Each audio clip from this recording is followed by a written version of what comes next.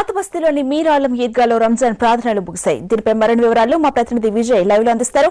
విజయ్, చెప్పండి, ప్రార్థనలు ముగిసిన తర్వాత ప్రస్తుతం ఓల్డ్ సిటీలో రంజాన్ సందడి ఎలా ఉంది? అంబిక, ప్రస్తుతం ఓల్డ్ సిటీలో రంజాన్ సందడి నెలకొని ఉంది. ఇప్పుడే కాసేపటి క్రితం మక్కా మసీదులో రంజాన్ ప్రార్థనలు ముగియడం జరిగింది. దాదాపు 30 రోజుల ఉపవాసాలు అనంతరం ముస్లింలు ఎంతో పవిత్రంగా చేసిన ఉపవాసాల అనంతరం ఈ రోజు రంజాన్ పండుగ నిర్వహించుకున్నారు. కొద్దిసేపటి క్రితమే ప్రార్థనలు ముగియటంతో ముస్లిం సోదరులు ఎవరింటికి వాళ్ళు వెళ్లే హడావుల్లో ఉన్నారు. అయితే మరొక వైపు కేవలం ఒక ఓల్డ్ సిటీలోనే కాకుండా హైదరాబాద్ అంతటా కూడా రంజాన్ శోభ కనిపిస్తూ ఉంది. ప్రత్యేక ప్రార్థనల కోసం అని చెప్పేసి మీరాలం ఈద్గా దగ్గర, అలాగే మాదన్నపేట ఈద్గా దగ్గర కూడా పూర్తి ఏర్పాట్లు అనేవి జరిగాయి. ఇప్పుడు అక్కడ కూడా ప్రార్థనలు ముగియటం అనేది జరిగింది.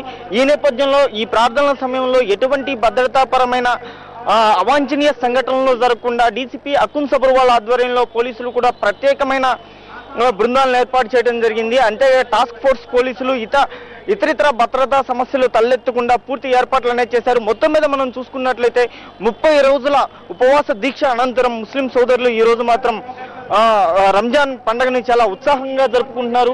ఇప్పటికే ప్రార్థనలు ముగియటం జరిగింది. దీంతో ముస్లింలంతా వారి ఇళ్ళకి వెళ్తున్నారు. అలాగే రంజాన్ పండుగ స్పెషల్ అయిన కీర్ కుర్మాని కూడా తమ తోటి ముస్లిం సోదరులకు పంచుకుంటూ తమ యొక్క పండుగ శుభాకాంక్షలను వారు ఒకరినొకరు పంచుకుంటున్నారు. అంబిక, ఓకే, అంటే మరి దీన్ని దృష్టిలో పెట్టుకుని భద్రతా ఏర్పాట్లు అంటే ఎలాంటి బందోబస్తును ఏర్పాటు చేశారు పోలీసులు?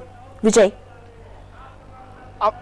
అంబిక, ప్రధానంగా మక్కా మసీదులోనే కానివ్వండి, అలాగే ఈ రంజాన్ ప్రార్థనలో ప్రధానంగా జరిగే మీర్ ఆలం దర్గా దగ్గర, అలాగే మాదన్నపేట దర్గా దగ్గర పోలీసులు పటిష్టమైన భద్రతా ఏర్పాట్లు చేశారు.